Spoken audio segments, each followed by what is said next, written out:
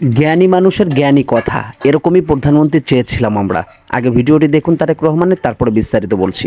আমরা চাই না যে ঘটনার ভিতর দিয়ে, যে বিভীষিকার ভিতর দিয়ে বিএনপি গিয়েছে, সেই ঘটনার আবার পুনরাবৃত্তি বাংলাদেশে হোক। কারণ এই ঘটনার যদি পুনরাবৃত্তি হয় তাহলে কোনোভাবেই শান্তি প্রতিষ্ঠা করা সম্ভব নয়।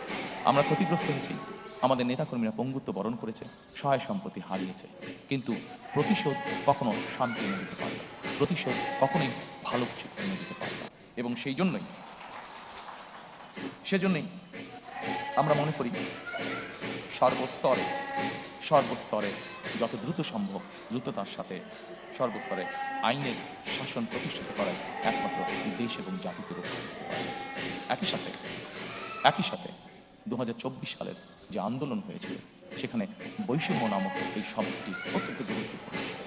আমরা চাই, আমাদের ইচ্ছা, আমাদের লক্ষ্য, আমাদের হাতে দেশ পরিচালনার সুযোগ হলে আমাদের সর্বশক্তি দিয়ে আমরা চেষ্টা করব মেরিটোক্রেসির বাংলাদেশ নির্মাণ করার জন্য। অর্থাৎ প্রিয় সহকর্মীবৃন্দ, প্রিয় উপস্থিতিবৃন্দ, একটি বিষয় আজকে আমাদেরকে অনুধাবন করতে হবে।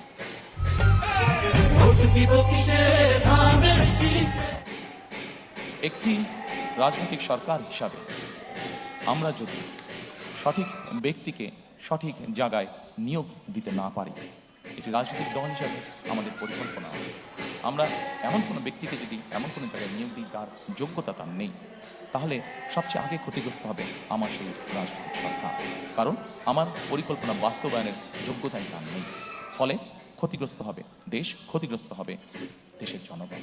সেজন্য আমরা দৃঢ়ভাবে বিশ্বাস করি, দেশকে যদি পুনর্গঠন করতে হয়, দেশকে যদি সামনের দিকে নিয়ে যেতে হয়, অবশ্যই আমাদেরকে মেরিটোক্রেসি অর্থাৎ মেধাকে আমাদের অবশ্যই প্রায়োরিটি দিতে হবে।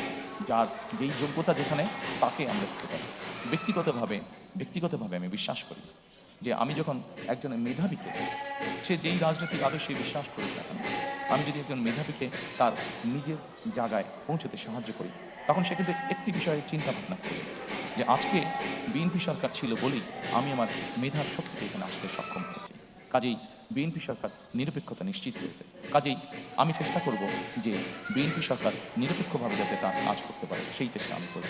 পুরো বিষয়টাকে আমি এইভাবে দেখি এবং সেই জন্যই আমি মনে করি যেইটার যোগ্য, যে আর যেই মেধা আছে, তাকে সেভাবেই সুযোগ। যাই হোক দর্শক মণ্ডলী, সম্পূর্ণ ভিডিওটি দেখতে পারলেন। এই ভিডিও নিয়ে আপনার মন্তব্য কি অবশ্যই কমেন্ট বক্সে কমেন্ট করে জানাবেন। ভিডিওটি ভালো লাগলে লাইক এবং শেয়ার করবেন। তো সম্পূর্ণ ভিডিওটি কন্টিনিউ করার জন্য আপনাকে অসংখ্য ধন্যবাদ। আসসালামু আলাইকুম ওয়া রাহমাতুল্লাহি ওয়া বারাকাতুহু।